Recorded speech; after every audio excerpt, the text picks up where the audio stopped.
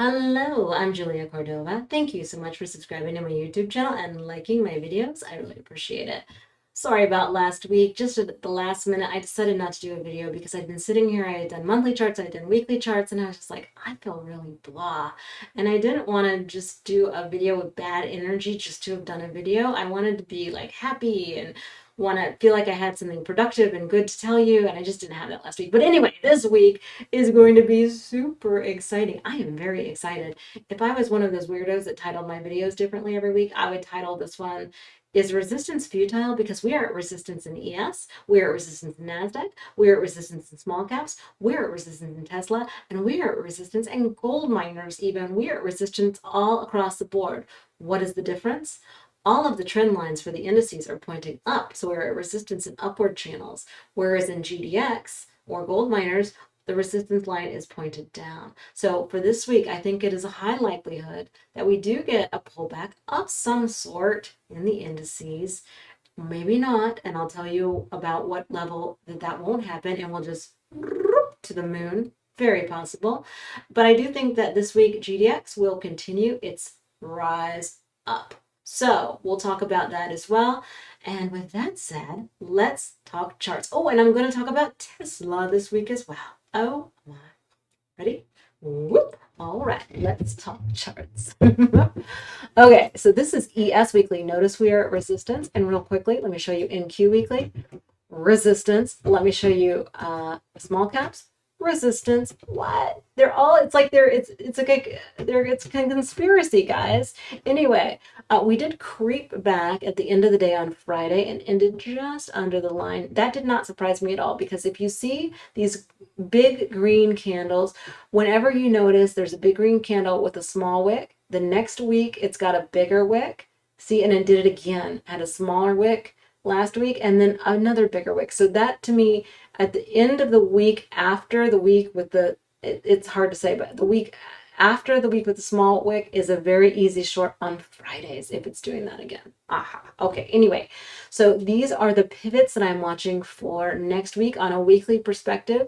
It is possible that we get above this 4707 and go directly to this target of 4909, but I think that is less probable than getting a potential pullback, maybe to this 4621 area, or potentially, and I think likely, all the way to this pink line as a back test of the breakout. Because if we look at daily, you can see that this actually behaved a little bit better. It didn't do the same peekaboo effect above the line, but we kind of bounced off of this line, and we have gone pretty much straight up with zero consolidation. So even just a pullback, it would seem scary, right? Because it would be pulling back just a few days, but it would only be back testing approximately the 9 or the 20 MA. If we were to pull back, to this 4621/4592 area, not a huge deal, right? Right. And it is possible that we pull back further, but that we'll take that on a step-by-step basis. So I think it's healthy after this much up for some consolidation, which does not necessarily translate to bearishness at this time. Okay, let's look at the NASDAQ. Okay, so NASDAQ's weekly chart is here. So you can see the double doink on the bottom, double doink on the bottom, double doink on the bottom, and a single doink on the bottom. But this was also the first time this happened when we had when we didn't have a tail candle here and the week didn't get bought. So that was the first time that happened here. So I think that unless we jump up, and the top of this channel is 16445. I published this chart on Twitter so you can see it in real time, or you can know the figures without having to write them down. But the target, my yearly target, or my target at least short term ish, if we do break out of this channel, it would be 17803.75. But if we stay below it, and particularly if we get below 16280, which is to me sort of like is it or isn't it kind of thing, then potentially I do think we might back test this 15209 level, which would be just about right here. And that would make sense, right? Because if you look at the weekly, it was consolidating under this for the longest time, broke out, came back, got above, this would just be a back test of 15,209. It's possible. Okay, let's look at small caps. So I talked a few weeks ago, I think right here actually, that we had broken out, and did we or did we not? Did we or not? And then, yep, sure did. I did, however, take some profits here at 23.50. I waited until it got above its previous high before I got back in, and then I took some off again when we got to this next level of resistance, just because I didn't know. So above this 2448, and it could absolutely break out this next level, which would be 2606.7. This target remains the same, but I do think that if we backtest this 2350 area, that would be a good opportunity for people who weren't long and who are desiring to go long to consider a long. Okay, if we get much below this 2237.2 area, which is going to be heavily defended by robots, if we get much below that, then it's going to start to look extremely dire, because it's going to start to look like a fakey breaky. So I hope that doesn't happen. Okay, probably not going to happen, because a lot of smart people like small caps here, but I'm just giving you the pivots so that you have them, so that whatever your bias is, or whatever, you have my pivots to work off of as well. Let's look at Tesla. Okay, so I shorted Tesla about right here before we got to this line, because it was kind of one of those things where I knew that if I didn't do it right then and there, I wasn't going to do it, because I knew I was going to chicken out, if that makes any sense. But the next day we closed right under this line. I posted on Twitter, I said, like, right on the bubble kind of thing. And then on Friday we closed under it again. So we'll have to see what happens with Elon's tweet. I do think that if there is a dip, it will get bought. So the question is how dippy the dip is before it gets bought, in my opinion. So we'll have to see. Now, just like the indices, this has gone pretty much straight up. They might be related, I've heard. Anyway, some consolidation here would absolutely not be bearish in the slightest. In fact, it would be bullish, because what could happen if it gets above here, and it very well might, is that the more air it gets above here without healthy consolidation or a pullback, the more likely it is if it goes down to absolutely poop. Okay, so even bulls don't want that, I don't think. You want some healthy consolidation underneath, right? Like, you want a triangle, or you want a flag, or you want some, I mean, I don't know, but that's what I would want if I were bullish on this. Which, by the way, who wouldn't be? Probably just me. Anyway, I'll be looking at this 9MA here, which is at 1142 for support. Below that, I'll be looking at the next MA down, which is about the 1000 area or so. But I don't know that it'll get down there. I don't know. But the next support that I have is this channel line at 927.95. And depending on, by the way, depending on what day it gets there, I have no idea what's going to happen, but we shall see. However, if it doesn't gap down a lot and gets bought and gets green immediately, then it might be green for a day or two, but I think that would be super bearish, in my opinion. Okay, short term. I don't think that 1250 is the top at all. I think it's going to go higher than 1250 for sure. It hit 1250 in the extended hours, but that is it. So I think it has to hit it during regular hours as well. So I just think whatever this dip is, it'll get bought. There is a gap here, and there is a gap here. So I'd be watching all of those things. Okay, let's look at Bitcoin. Okay, so Bitcoin does this, unless Bitcoin has a small bull flag of like 4 days or less, it does weird things where it goes out and then back in, and it's like a hokey pokey flag. Okay, so it's done that hokey pokey flag again and broken out. So next up we have 6654.1 as short-term resistance, but that would be pretty much close to a double top. This does not look double toppy, so I think it'll go much higher than that if it gets there. Okay, but that would be the next resistance, and the next support I have is 6956.1. If you wanted to be long there and set that as a stop, yep, I like it. I do. Okay, let's look at Ethereum. I moved the key pivot up to 3969. As long as Ethereum is above 3969, it is bullish.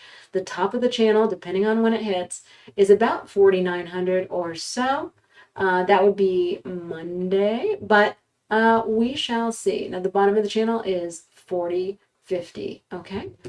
All right, let's look at GDX. Okay, so same thing at resistance here. This is the weekly chart, but these are downward sloping lines. So I think there's a much higher probability if it opens even flat of being above resistance. You see how that works? Like even if it opens flat, it's above the line. That's why if it's an upward slope and it closes at resistance, it's going to open below the line. So it's a little more, I'm going to say bearish, a little more of a, oh, I think it might go down than if it opens flat and is above the line. You know what I mean? Now, it might not open flat, it might open down, but I'm just saying in general, that's how I think. Okay. So anyway, a back test of this channel breakout would be 32.37. It's still bullish though if it's above 31.27 on the weekly. And then I have the next resistance up at being about 35 or so, 34.98. Okay, this is the 4-hour chart. You can see a lot of people were pointing out this is a head and shoulders. However, if it is a head and shoulders, it's got one weird armpit that's way up below the other, up above the other one, which is weird. And also, if it's a head and shoulders, that means that this is going to come and extend itself a little more. So it's potentially possible that we get a dip this week. But if we do get a dip this week, I'm going to buy it. I am definitely going to buy it. Okay, but above this 33.27 again, and this target of 35.57 remains the same on the smaller time frames. Okay, let's look at gold. Okay, I pointed out on Twitter that we have some weekly consolidation here in the form of an ascending triangle, which is one of my favorite of all time consolidations. It's so much, I like it better than flags even, guys. I know, because to me, it's just more reliable and dependable. I don't know if it actually is, but that's just my take on it. Anyway, we broke out on Friday and this past week, and a back test would be approximately 1812.3 or so. That would also be a back test not only of the triangle, but of one of my trend lines. So yay, but it's bullish if it's above this, 1792.8 area or this 1788.9 area, which is same area, okay? But it's bullish above that and extra bullish above this 1812. And then this 4-hour, is this a head and shoulders? I mean, kind of, right? If you like squint and go, okay, 80 shoulder pads, I get it. But the neckline is not until this 1835.1 area. So actually, I would not mind some consolidation here, some chippy choppy, just because then it'll have more gusto to go up. Okay. Okay, let's look at Silva. Okay, this is the weekly chart. Wow, did we have a good buy area in here? A plus for us. Now, if it does go down this week, I will be buying approximately 23.48 or so. That's the top of this range. I mean, it could certainly go lower again. Okay, but that's where I'm going to be looking to buy if it dips this week. If it opens just flat, it's going to be right above this channel line of 24.14. So I think that's bullish. Now, once it gets above, if it gets above 24.945, then extra bullish with bullish on top, because maybe it would kind of be a deformed head and shoulders, just like what we were just talking about. But yeah, this is looking really good to me at this time. Okay, so I'm just going to just say I'm buying dips and continue on that. Okay, let's look at oil. Okay, so oil last week, we finally got the dip we've been looking for, and it bounced the F up. And guys, I had been trying to short oil and varying degrees of success. But because of all the volatility, I pretty much just had to hold on to it. I knew I would be in profit. So we bounced up from the bottom of the channel here. And unfortunately for me though, because I was also short oil stocks, this came up as well. However, I retain the fact that I think this is a good risk reward short as long as XOP stays under 110.42 or 110.42, then I think this is a good RR. Okay? All right, let's look at natural gas. Okay, natural gas, I have not been talking about on Twitter very much because it's not been doing anything really except for consolidation, which is positive. So, if you are bullish natural gas, a lot of people have been asking me, Cordova, what's it going to do? I mean, look what it's going to do. It's going to do nothing until it does something. And natural gas does not move like a normal instrument. Okay. So anyway, there is a gap down here, daily gap at this 4.184, 4.225 area where this robot is. And I will say that if you are bullish and if you are the kind of person like I am, that if you're bullish something, but you're not sure you're going to catch the exact bottom, you don't even care. You just kind of think something's going to go up. Because I do know people like that are going to scale in and then have a plan to add, 2/3 or something if it gets down here. Then I think that is a good plan. So, yeah, it looks to me like it's still very bullish. It's consolidating, which is healthy. I don't know how long it will consolidate, but that would be my plan if I were to want to go long it now. And I know a lot of people do. So a breakout this week, that would be the other buy, is if it gets above 5.883, bullish, or if it gets down here to this 4.18 to 22 area. I think that's very excellent risk reward if you feel so inclined to do that. So that would be how I feel about natural gas. Let's look at Joe. Joe is so freaking bullish, it hurts. Okay, and by the way, see this misshapen head and shoulders? That's super similar to what the gold 4 hour is doing, isn't it? And that's what I mean. Like, that's actually more bullish. The more consolidation that happens before it breaks, the better it is. And I think gold might do something like that. So anyway, this is super bullish. This came from a pendant to now it looks like it's doing something similar to the weekly gold where it's doing an ascending triangle. Superty ooperty bullish. Target remains 77.07. I will buy all freaking dips of Joe. That's it. Okay. Thank you again so much for subscribing to my YouTube channel and liking my videos. I really appreciate it. And I will see you on the interwebs. Okay, bye.